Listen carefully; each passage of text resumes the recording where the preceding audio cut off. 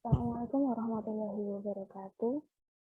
Waalaikumsalam warahmatullahi wabarakatuh. Yang kami hormati Ibu Sri Hayati selaku dosen mata kuliah Psikologi Pendidikan. Yang kami hormati teman-teman sekalian yang telah berkenan hadir pada kesempatan kali ini. Pada kesempatan kali ini kami dari kelompok 10 akan memaparkan materi tentang teori belajar konstruktivistik.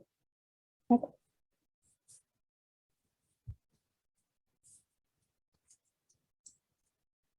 Sebelum kami masuk ke dalam pemaparan materi, izinkan kami memperkenalkan diri terlebih dahulu. Yang pertama ada saya sendiri, Aisyah Humairah, dengan NPM 2140301134 selaku moderator. Selanjutnya ada Mbak Ika Ninda Aan Mariana dengan NPM 2140301136 selaku pemapar materi. Yang ketiga yaitu Mbak Hanifah Khairul Hasanah dengan NPM 2140301140 selaku pemapar materi, dan yang terakhir ada Mbak Anissa Nurlaila dengan NPM 2140301134 selaku pemapar materi. Pada kesempatan kali ini kami akan memaparkan materi tentang teori belajar konstruktivistik 2. Pada pemaparan materi kali ini kami akan membahas 4 hal, yaitu yang pertama prinsip-prinsip konstruktivistik, yang kedua implikasi teori belajar konstruktivistik, yang ketiga kelebihan dan kelemahan teori belajar konstruktivistik, dan yang terakhir proses belajar menurut teori konstruktivistik. Sebelumnya, sebelum masuk ke pemaparan materi yang akan kami bahas, apa sih teori belajar konstruktivistik? Teori konstruktivisme secara filosofis, belajar adalah membangun pengetahuan secara perlahan, kemudian hasilnya diperluas melalui konteks yang terbatas dan berarti. Pengetahuan bukanlah sepengkat fakta-fakta, konsep-konsep atau kaidah yang siap diambil atau diingat. Manusia harus mengonstruksi pengetahuan itu dan memberi makna melalui pengalaman nyata. Next.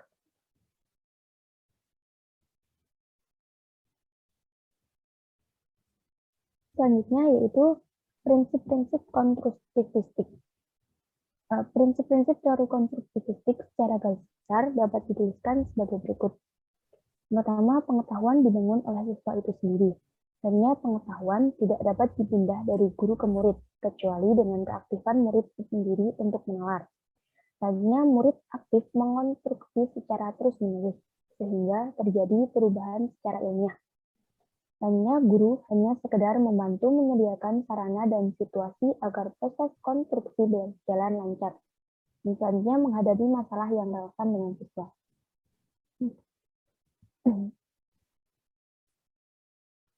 Yang selanjutnya yaitu struktur pembelajaran seputar konsep utama pentingnya sebuah pertanyaan.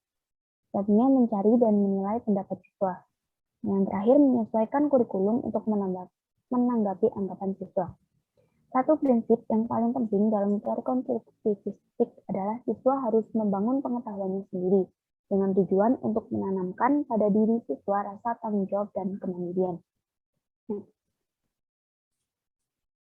Materi selanjutnya akan dipaparkan oleh teman saya, itu Mbak Ikra. Kepadanya kami persilakan. Baik, terima kasih atas waktunya. Materi yang selanjutnya yaitu ada implikasi teori belajar konstruktivistik. Yang pertama, menurut teori ini, tujuan belajar adalah menghasilkan individu yang memiliki kemampuan berpikir untuk menyelesaikan setiap persoalan yang dihadapi. Kedua, perancang kurikulum yang membangun situasi untuk memungkinkan terjadinya proses konstruksi terhadap pengetahuan dan keterampilan.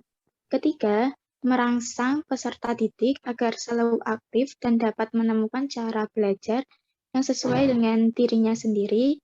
Keempat, dalam proses konstruksi pengetahuan oleh peserta didik, guru hanya berfungsi sebagai mediator, fasilitator, dan rekan yang menciptakan suasana kondusif.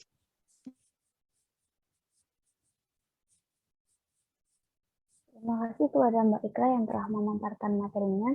Materi selanjutnya akan dipaparkan oleh Mbak Hanifah. Kepadanya kami persilakan. Baik, untuk kelebihan dan kelemahan teori konstruktivistik. Yang pertama, kelebihan teori konstruktivistik. Siswa dapat berpikir untuk menyelesaikan masalah sendiri, mencari ide, dan membuat keputusan terhadap pengetahuan baru yang mereka dapatkan. Yang kedua, siswa memperoleh pemahaman yang lebih ketika terlibat langsung dalam mendapatkan pengetahuan barunya dan lebih memahami aplikasi dari pengetahuan yang diperoleh dalam semua situasi. Dengan terlibat langsung secara aktif, siswa akan mempunyai daya ingat yang lebih kuat, siswa membina sendiri pemahaman mereka sehingga ketika dihadapkan dengan permasalahan, mereka lebih yakin menghadapi dan menyelesaikan masalah. Dalam situasi baru. Selanjutnya, kemahiran sosial diperolehi apabila berinteraksi dengan rekan dan guru dalam membina pengetahuan baru menurut Sutisna 2013. Selanjutnya, siswa terlibat langsung memahami, ingat, yakin, dan saling berinteraksi dengan sehat, mereka akan merasa termotivasi belajar dalam memperoleh pengetahuan baru menurut Suryanto tahun 2009.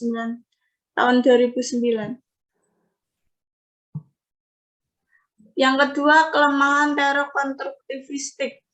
Yang pertama, hasil konstruksi siswa tidak jarang berbeda dengan hasil konstruksi yang sesuai dengan kaidah ilmu pengetahuan sehingga menyebabkan miskonsepsi. Psikologi pendidikan dengan model belajar berbasis riset 327.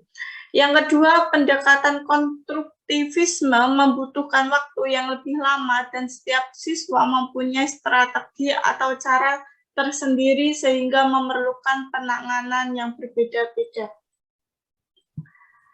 Selanjutnya, keadaan sarana dan prasarana setiap sekolah mungkin tidak sama, sehingga menciptakan situasi dan kondisi yang berbeda dalam membantu keaktifan dan kreativitas siswa. Selanjutnya, guru harus memiliki perilaku yang elegan dan arif untuk mendorong spirit peserta didik sehingga dibutuhkan pengajaran yang mengapresiasi nilai kemanusiaan. Terima kasih kepada Mbak Hanifah yang telah memaparkan materinya. Materi selanjutnya akan dipaparkan oleh Mbak Anissa yang lainnya. Kepadanya kami persilakan. Baik, terima kasih atas waktunya. Yang selanjutnya adalah proses belajar menurut konstruktivistik. Yang pertama, proses belajar konstruktivistik, kegiatan belajar dipandang dari segi proses pembelajaran daripada segi perolehan pengetahuan dari fakta. Konsep ini lebih menekankan pada pemberian makna suatu subjek belajar kepada pengalamannya melalui proses asimilasi dan akomodasi yang bermuara pada pemutakhiran struktur kognitifnya. Yang kedua ada peran siswa, proses pembentukan pengetahuan oleh subjek belajar di mana ia harus aktif melakukan kegiatan, aktif berpikir, menyusun konsep, dan memberikan makna tentang hal yang sedang dipelajari. Next.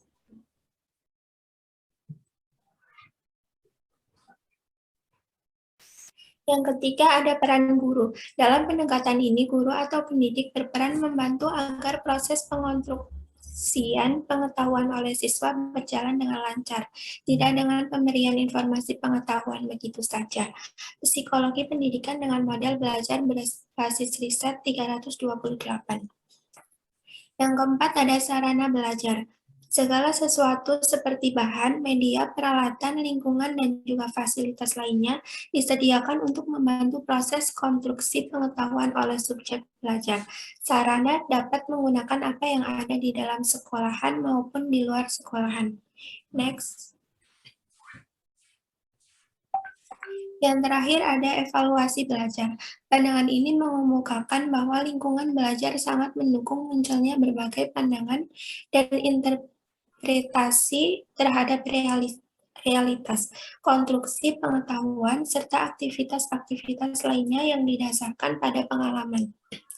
Bentuk-bentuk evaluasi konstruktivistik dapat diartikan pada tugas-tugas autentik, mengonstruksi pengalaman yang menggambarkan proses berpikir yang lebih tinggi seperti tingkat penemuan pada taksonomi Merrill atau strategi kognitif dari Gardner, serta sintesis pada taksonomi Bloom, juga mengonstruksi pengalaman belajar dan mengarahkan evaluasi pada konteks yang luas dengan berbagai perspektif.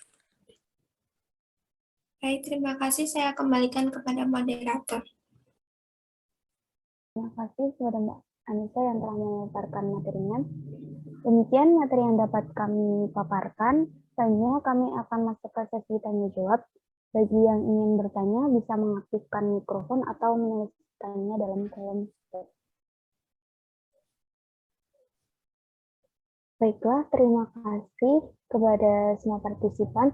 Kesimpulan dari diskusi kali ini itu pandangan konstruktivistik yang mengemukakan bahwa belajar merupakan usaha pemberian makna oleh peserta didik kepada pengalamannya melalui asimilasi dan akomodasi yang menuju pada pembentuk struktur kognitifnya, memungkinkan mengarah kepada tujuan tersebut.